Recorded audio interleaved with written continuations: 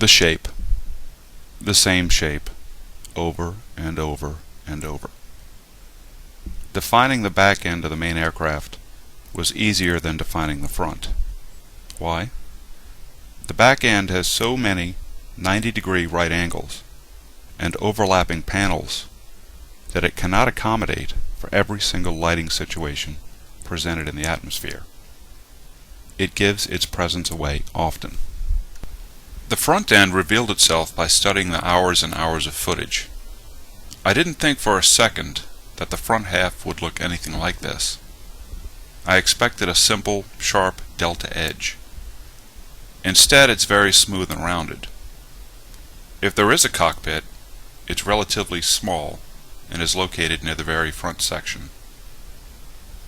I have a feeling it is an unmanned drone though, like the smaller craft. The wing tips on these craft very well could extend outwards via internal stored wing panels.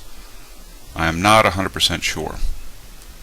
Finding the sharp angles on the outer wing edges was a surprise as well, especially since the nose of the craft is so rounded off. Another telltale feature that gave it away is the fan-shaped engine that sits towards the back of the hull. This propulsion system does not point to the back of the craft, as it sits about 10 to 20 feet away from the back end. It points perpendicularly up and down and can be seen on both the top and the bottom of the craft. The surface is surprisingly full of details. Paneling edges are almost common to find in still shots and even video at times. The V-shaped support beams that run from 2 points at the rear to a single point in the front have also been documented.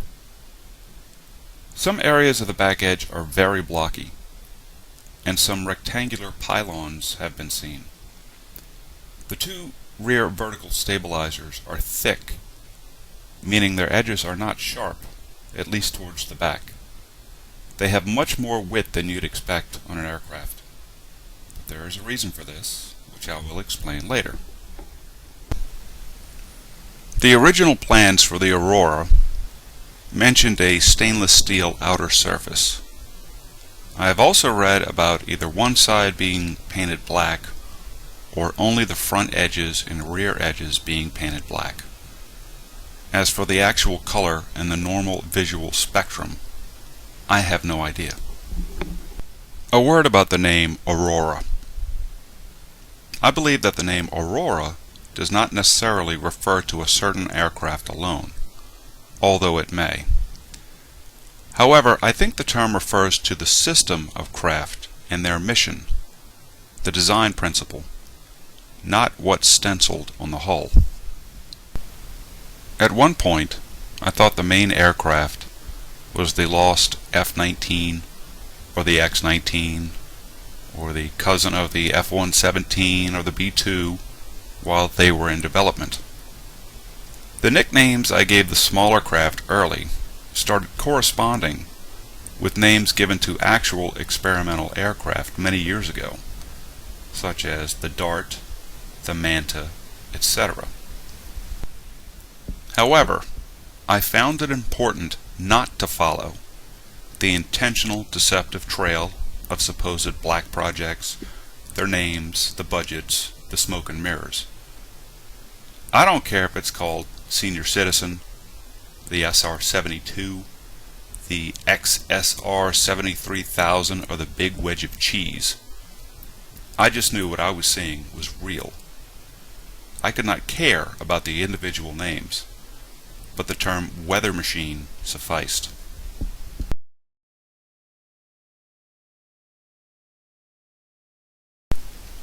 On the left is what you see in the sky, or what they want you to see. Fluffy white clouds. On the right is actually what is there. A main aircraft hovering or moving slowly with its nose up in the air. At the bottom of the craft, jets emit the cloud-like material, probably strontium, into the air, while the cloud top-shaped rear edge churns the material into billowing cloud formations.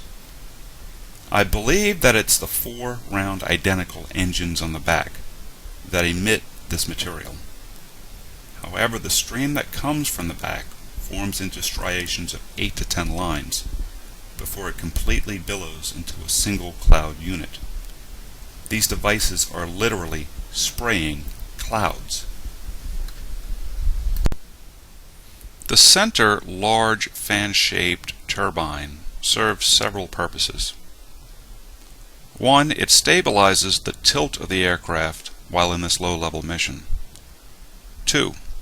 It also emits the cloud-like material as exhaust that is vented ahead of the aircraft or behind it. 3. This coil turbine is electrically charged. It is the center of electricity and probably gravity for the airframe and its satellite ships. It acts as a magnetic slingshot for the smallest of the craft. The various craft. As mentioned, the smaller craft were fairly easy to find. The jet signatures left in the sky are small, sharp, and repetitive. Scale has always been a difficult thing to decipher. I had nothing to compare them to in the sky until very recently. However, seeing the small craft is something that is not uncommon these days. I see enough to gauge that the size is about 10 feet across. They zip in and out of the clouds at a few miles per hour. I've read that the Manta-shaped craft are about 50 feet long. The Manta craft are about 1/3 to 1/4 the length of the large host craft, which makes the large one about 200 feet long. Finding the craft in satellite photographs has possibly confirmed this assessment. After having the time to research the possibility of information on these small craft already being available, I realized that yes, some of the descriptions I've been outlining fall in line with photographs of secret aircraft projects.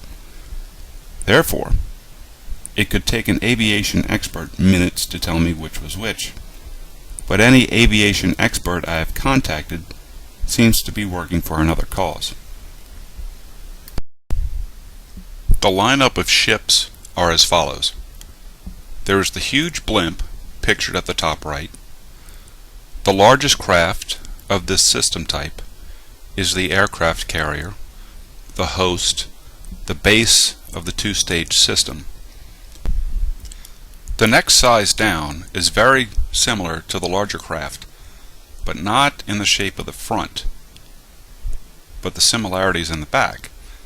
It seems to have only 2 of the 4 identical round engines found on the larger craft. However, it does also have the square corner thrusters that the large one has, and also has a center fan-like engine that shoots up and down perpendicular to the surface.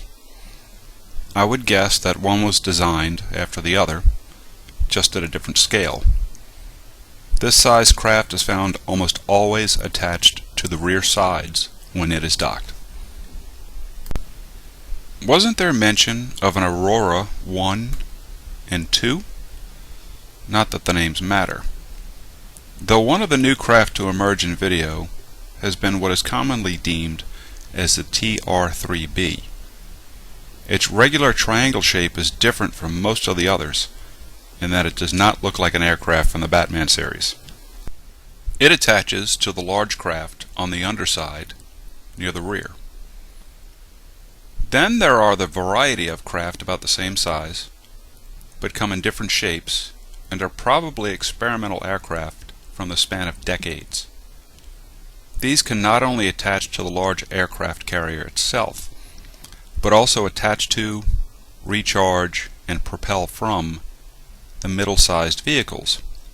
It's a chain. The next size up is the launch platform for the next smaller size down. And when they pop off, usually in an arc, they emit the cloud-making material stored within their hulls. Then there are what I term as runners. These are probably the latest technologies, small, compact, and very fast. I've seen several shapes not only with my naked eye, but in many videos. It was slowing down the video that revealed these.